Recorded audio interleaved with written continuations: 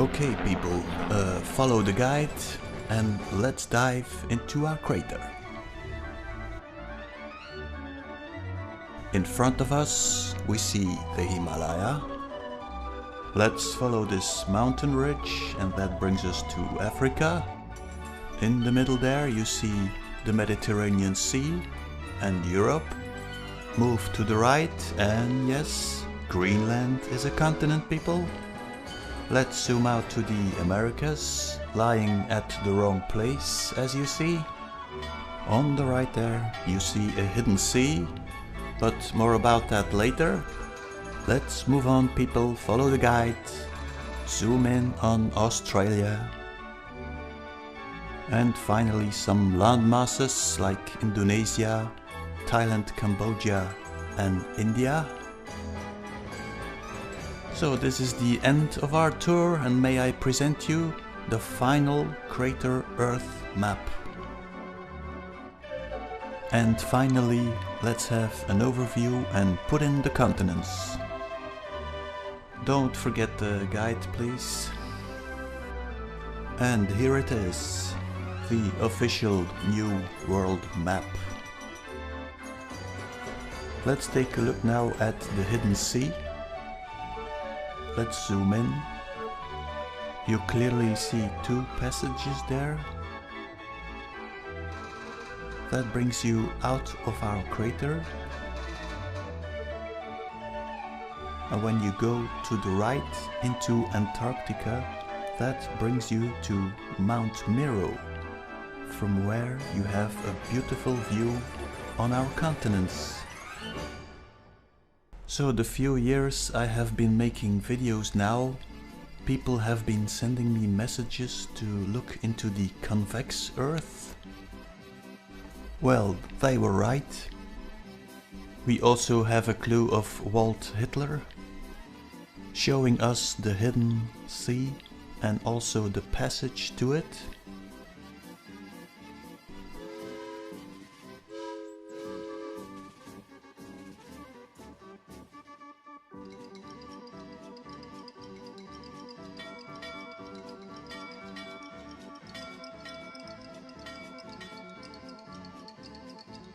So someone asked me, hey, what about your escape from flat earth theory?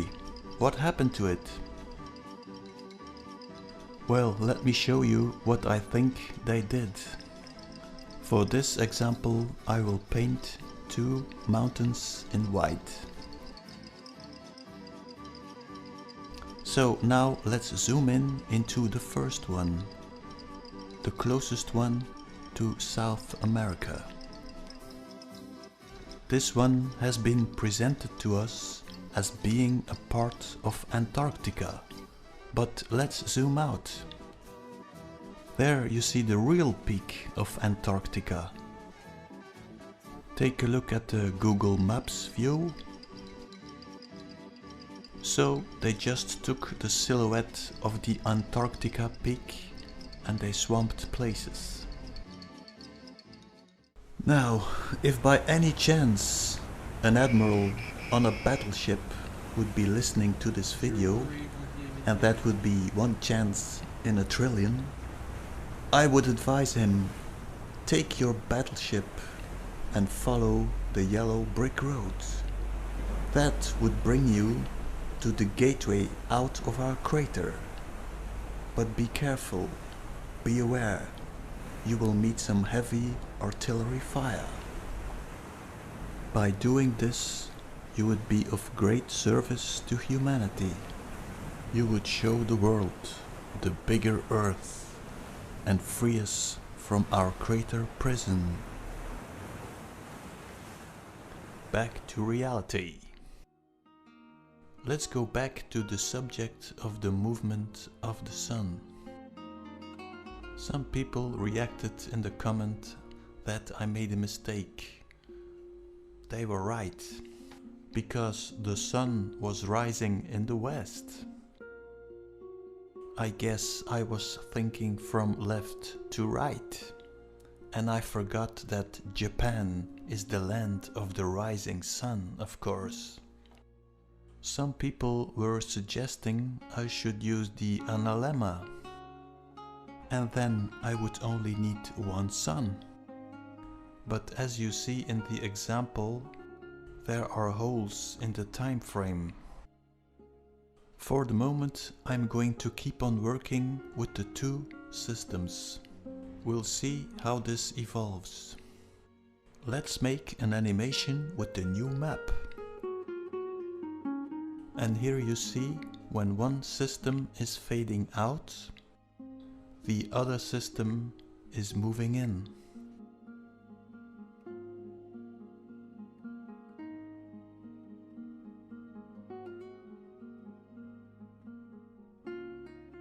Let's zoom in on the first system. Moving over the Americas, going down, and there you see the sun is moving across the hidden sea. That is probably the reason it is not frozen. And back to its starting point. Let's zoom in on the second sun, that might be more interesting. First, take a freeze frame. I think this is the international dateline. From there the sun is moving to the left. Let's slow it down a bit. So at the position where you would have the Greenwich meridian line, the sun is moving towards Antarctica. I think the international dateline is actually the silhouette of our crater.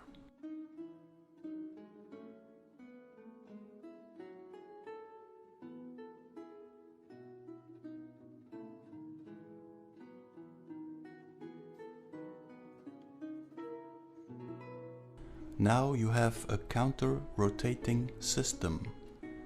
Here with 4 suns, 2 suns.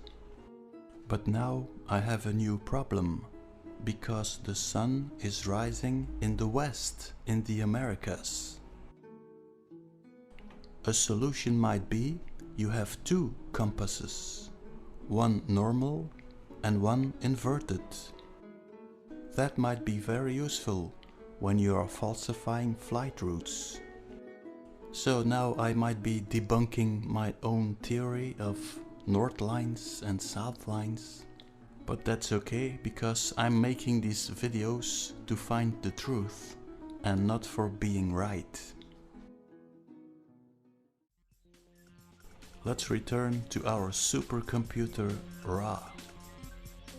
A very interesting video might be one of Doug Vogt, where he reconstructs the Hebrew letters with a sine wave in a torus. I'm going to basically be going around, this is the 0 place, and we're going to go around every 45 degrees around the middle.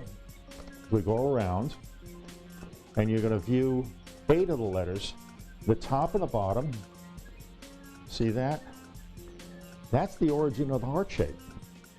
And also view from the bottom, you'll have one of the letters also. We'll go through it all. Another interesting figure is Nassim Haramein. In his first videos, he explains that Yahweh is a tetragrammaton. So I split them in 2, and then I slid the bottom part into the top part.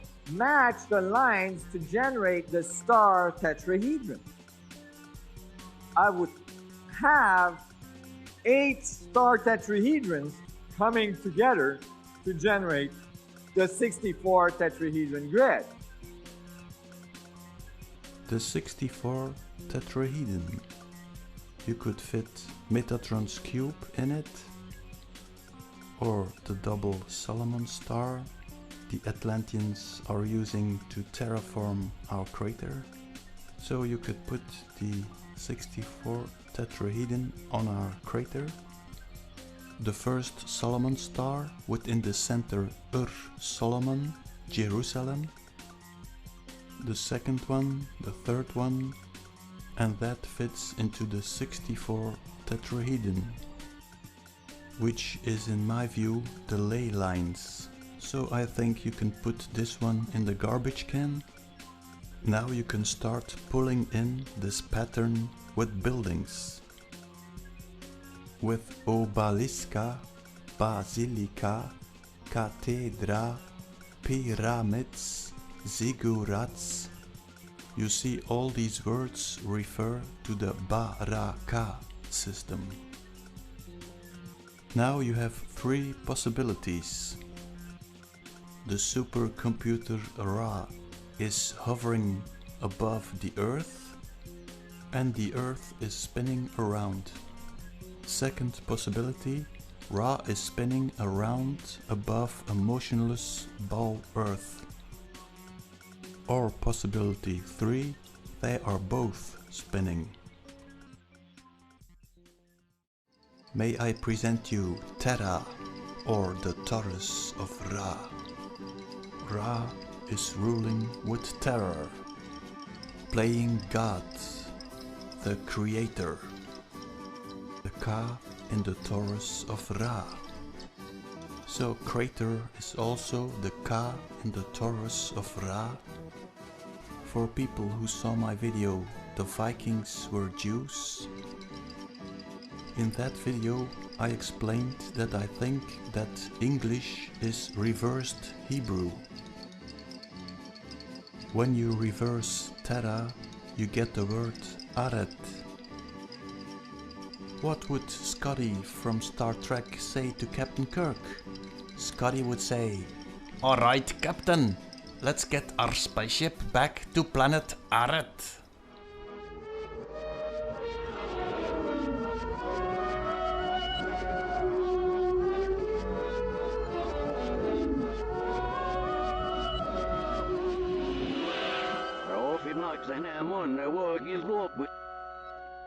She's out of a swing. We are doing like this. So, we're near, so,